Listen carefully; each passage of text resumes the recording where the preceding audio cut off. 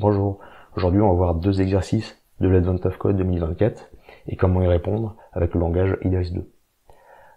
Les deux exercices qu'on va voir, c'est celui du jour 2 et celui du jour 1 et uniquement la première partie. Alors j'ai fait un petit projet pour répondre à ça. J'ai mis les données d'entrée ici dans des fichiers texte et j'ai fait des petits modules pour implémenter les réponses aux exercices. Dans le programme principal, j'ai commencé à faire des fonctions qui vont lire le contenu du fichier et le passer à une fonction qui répond à la question. Donc soit une fonction qui retourne directement le résultat, soit une fonction qui peut faire des affichages pour pouvoir tester au fur et à mesure. Donc là, pour le jour 2, on a une fonction test 1 et on va lui donner en entrée le contenu du fichier test2.txt ici. Donc là, on va pouvoir écrire notre code ici dans notre fonction de test et il y aura le programme principal va lui passer les données de ce fichier-là. Alors, c'est quoi la question pour l'exercice du jour 2 ? C'est ces données d'entrée qu'on a ici. Chaque ligne correspond à un rapport, et un rapport c'est constitué d'une suite de nombres qu'on appelle des niveaux. On doit vérifier combien il y a de nombres, combien il y a de rapports qui sont valides. Un rapport il est valide si soit les niveaux du rapport sont décroissants ou croissants, et que les écarts sont entre 1 et 3. Par exemple, le premier rapport ici, on a un écart de -1, -2, -2, -1, donc c'est valide.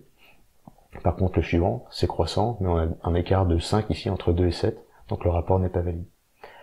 Pareil ici, on a un écart de 4, ici c'est pas croissant ni décroissant strictement, donc c'est pas valide. Ici, on a pas d'écart, on a une valeur de 0, donc c'est pas valide. Et ici, a priori c'est croissant avec les bons écarts, donc c'est valide. Donc le résultat sur ce jeu de données, ce sera 2, on a 2 rapports valides, c'est ça qu'on doit trouver. Alors ce qu'on peut faire dans un premier temps, c'est tester si un rapport est valide ou pas. Un rapport, ce sera tout simplement une liste d'entiers. Donc pour tester si c'est valide, il faut regarder l'ordre et l'écart entre les différents éléments.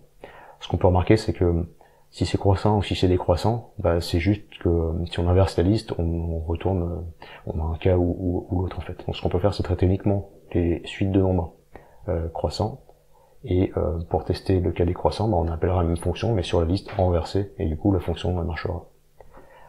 En gros, ça veut dire quoi ? Ça veut dire que si j'ai une liste L, le résultat ça va être est-ce que mon rapport il est valide dans un ordre ascendant, donc c'est une fonction que je vais faire en dessous, ou est-ce que la liste renversée vérifie la fonction qui teste, c'est reverse. Voilà. Donc, ma fonction isSafeAsk ici va marcher uniquement pour des listes ascendantes, soit la liste est directement ascendante, soit c'est son renversement qui est ascendant, et dans ces cas-là, il suffira de créer cette seule fonction-là pour tester la validité de mon rapport. Alors, la signature de fonction pour cette fonction intermédiaire, ça va être la même chose. On prend une liste et on retourne un booléen. Comment on teste si une liste elle est avec les bons écarts, je dois regarder le premier élément et le deuxième élément d'une liste et vérifier que leur écart dépasse pas 3 et est supérieur à 1. Donc on va calculer le delta entre ces deux éléments-là, x2 moins x1. Le résultat c'est est-ce que mon delta il est bien supérieur ou égal à 1 et également inférieur ou égal à 3, et est-ce que le reste des éléments vérifie également ces propriétés-là. Donc là, le reste des éléments, là j'ai comparé juste x1 et x2, donc il faut bien que je compare x2 avec le reste, ici. Alors j'ai pas dit, mais en Haskell, les symboles sont inversés entre la définition de type et l'empilement d'un élément sur une liste, c'est inversé par rapport à Idris. Là, le compilateur me dit que j'ai pas traité tous les cas. Effectivement, j'ai traité que le cas où il y a 2 éléments dans la liste. Dans les autres cas, il faut aussi que je définisse ma fonction ici. Et soit la liste elle est vide, soit il y a un élément dedans, et dans les deux cas, le rapport est valide. Donc je retourne vrai. Hop. Donc ça a l'air mieux. On va pouvoir tester sur quelques cas d'exemple. Donc là, première liste, on a un écart de 4, donc ça devrait retourner faux. Ici, ça c'est correct, les écarts sont bons. Là c'est pareil, c'est décroissant et les écarts sont corrects.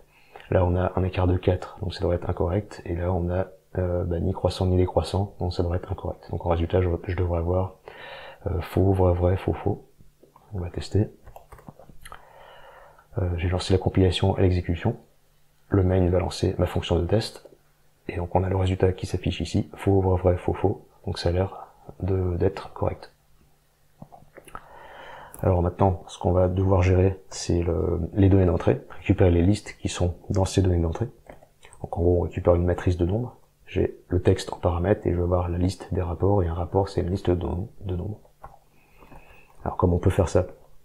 Eh ben, on a des fonctions assez haut niveau en Idris qui permettent de découper par exemple selon les lignes. C'est la fonction lines. Donc là je récupérais les textes, donc un texte ici avec tous ces nombres là, puis un texte avec tous ces nombres là, etc. Pour pouvoir également découper chaque rapport, chaque ligne, eh ben, il va falloir aussi que je découpe selon les espaces. Ça c'est la fonction words, il faut que je l'applique à chaque élément retourné de la liste retourné par lines. Donc on va faire un map de words après avoir fait le découpage en lines. Et les mots que je récupère, ça va être toujours du texte. Ici, on va récupérer le texte qui correspond au nombre 7, etc. Donc il faut quand même que je convertisse ma liste de words, que words m'a renvoyé, en entier. Donc le mapping que je vais faire sur chaque rapport, c'est également mapper ma fonction cast après avoir découpé par mot. Et ça va bien me retourner ma liste d'entiers ici. Et on peut tester. Si je fais un print de parse matrix de mon input, ici, le texte de mon fichier, je devrais bien récupérer. Donc je dois récupérer 7, 6, 4, etc. 1, 2, 7, etc. et puis tout le reste derrière. 7, 6, 4, etc. 1, 2, etc. Donc on a a priori le résultat qui était attendu. Et donc maintenant je vais pouvoir faire ma fonction run1 ici qui va vraiment répondre à l'exercice et qui va tout simplement consister à faire le parsing, récupérer les rapports qui sont safe et les compter, et ce sera ça le résultat de ma fonction. Alors il faut que je l'appelle dans le main. Donc là je vais cette fois lancer ma fonction run1 ici, et ma fonction run1 c'est tout simplement appeler le parsing. Le résultat, c'est une liste de rapports. Donc je vais sélectionner uniquement ceux qui vérifient la fonction isSafe ici. Et je veux compter combien il y en a. Et ça me retourne l'entier naturel qui correspond au nombre de rapports qui sont sur mes données que j'aurai analysées. Ok, on va tester. Donc là, sur les données d'entrée, j'ai dit il y en avait deux, le premier et le dernier. Effectivement, il me renvoie bien 2 ici, donc ça a l'air d'être correct. Donc là, qu'est-ce qu'on a fait au niveau du code? Qu'est-ce qu'on a manipulé? On a manipulé des listes, on avait des fonctions également pour découper des chaînes de caractères, donc ça c'était assez pratique à faire. On a fait de la récursivité sur des listes, on a appliqué des fonctions sur chaque élément d'une liste avec la fonction map, on a sélectionné des éléments d'une liste avec la fonction filter, et on a fait de la composition de fonctions. On a appliqué une fonction après une autre fonction, et puis sur le résultat on a encore appliqué une autre fonction. On combine des fonctions entre elles pour définir d'autres fonctions. Ça c'est la composition, c'est très classique en programmation fonctionnelle, de même que de manipuler des listes. Donc, ça c'est vraiment des fonctionnalités de base en programmation fonctionnelle et ça nous va très bien là pour répondre à l'exercice. C'est assez pratique. Donc ça c'était pour l'exercice du jour 2. Pour l'exercice du jour 1, je vais le reprendre ici. Donc on avait du code ici et des données d'entrée ici, et puis voilà, peut-être supprimer ça. Ouais. Et puis dans le main je vais appeler la fonction de test du jour 1. Hop. Voilà. Alors qu'est-ce qu'on a comme données d'entrée? On a cette fois deux listes qu'on doit récupérer et qui sont données en colonnes. Par rapport à ce qu'on avait récupéré avant, il va falloir transposer la matrice pour récupérer les lignes. Nous, on peut récupérer des lignes en Haskell, mais là, comme c'est donné en colonne, il faut travailler sur la transposée. Donc, on a deux listes de nombres. Et ce qu'on veut faire, c'est prendre le premier élément, le plus petit élément de la première liste et le plus petit élément de la deuxième liste, calculer l'écart en valeur absolue, faire pareil pour les deux éléments les plus petits, etc., jusqu'aux deux éléments les plus grands, et faire la somme de tous ces écarts-là. Donc, c'est ça qui est demandé pour cet exercice. Donc, niveau algorithmique, on va lire la matrice d'entrée, transposer pour récupérer première ligne, deuxième ligne.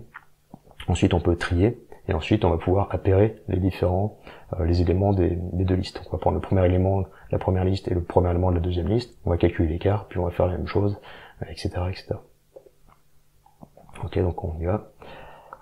Pour parser les données, c'est la même chose que tout à l'heure. J'ai repris la même fonction parse matrix ici. Ensuite, qu'est-ce qu'on a besoin de faire? On va avoir besoin de récupérer, alors, on va faire ça, de récupérer parmi la matrice d'entrée ici, récupérer uniquement les deux éléments qui nous intéressent, les deux listes ici, les deux colonnes qu'on avait dans les données d'entrée. Et ensuite, on pourra calculer la distance entre ces deux listes-là qu'on va récupérer. Alors, comment on va faire? Récupérer la matrice. Donc on a dit, on a une matrice mat ici. On va calculer sa transposée. Et on va pouvoir faire un pattern matching pour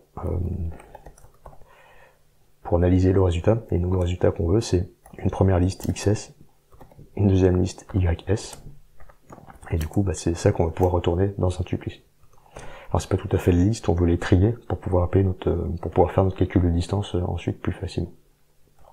Donc on va faire sort de XS, sort de YS.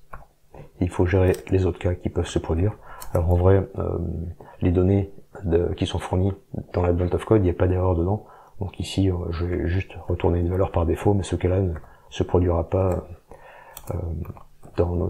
sur nos jeux de données ici. On pourrait avoir une gestion d'erreur un peu plus fine, mais ici c'est pas vraiment intéressant à faire parce qu'on est sûr que nos données sont correctes. Ok, on va pouvoir tester. Donc si je fais un parse matrix de mon input, je récupère ma matrice, on pourrait afficher ça par exemple. Hop. Et puis refaire la même chose, après avoir récupéré les deux listes qui nous intéressent, avec notre fonction ici. Alors est-ce que ça s'affiche le résultat qu'on veut? On exécute, on compile, on exécute. Alors au début on a bien la liste avec les éléments par colonne ici de nos données. 3, 4, 4, 3, 2, 5, etc.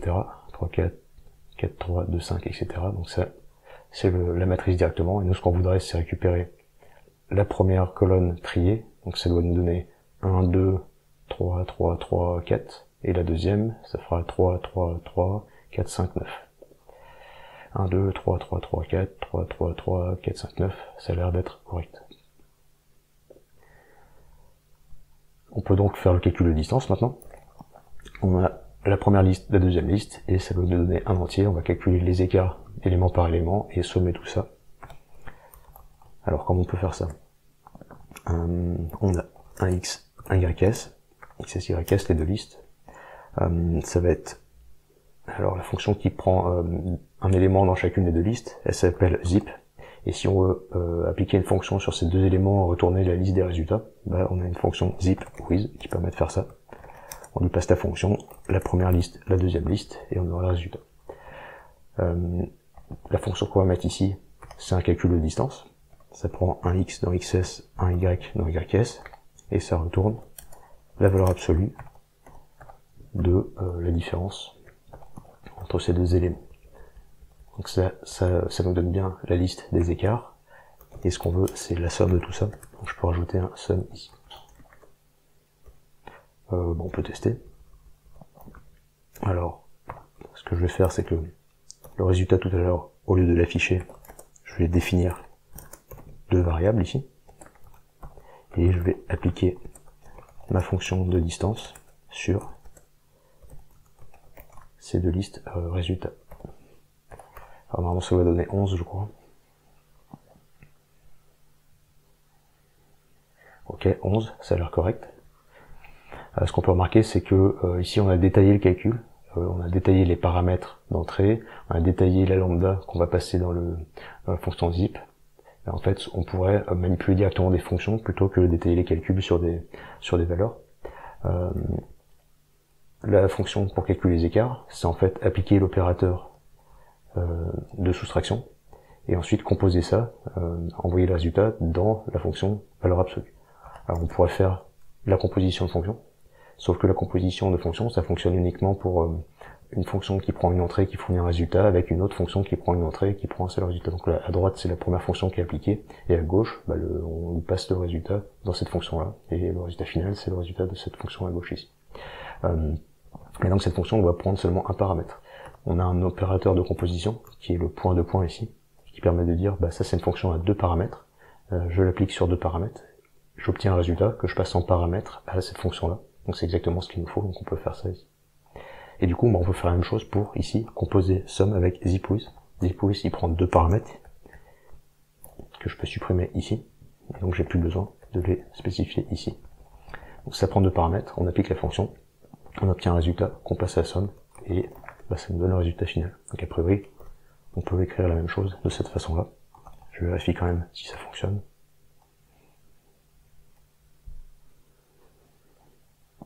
Ok, 11, donc ça a l'air correct.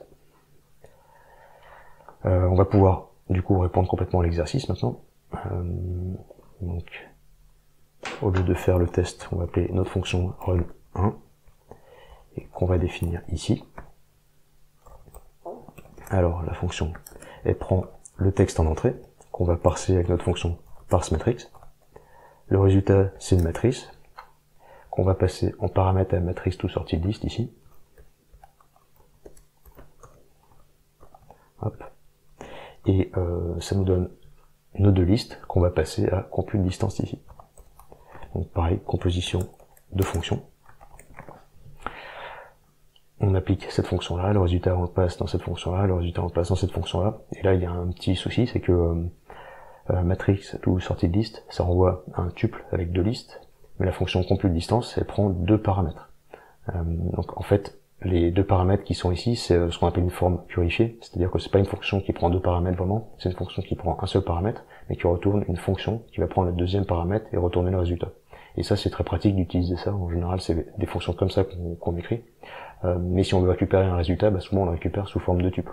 Mais on peut convertir un tuple à 2 paramètres en fonction à 2 paramètres, plutôt l'inverse. La fonction compute distance, on peut la convertir en une fonction qui prend un tuple plutôt que 2 paramètres.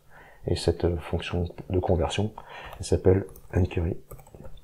Et on a une fonction qui marche dans l'autre sens si on a une fonction qui prenait un tuple et qu'on voulait convertir en fonction qui prenait 2 paramètres. Donc là, il suffit juste de faire ça.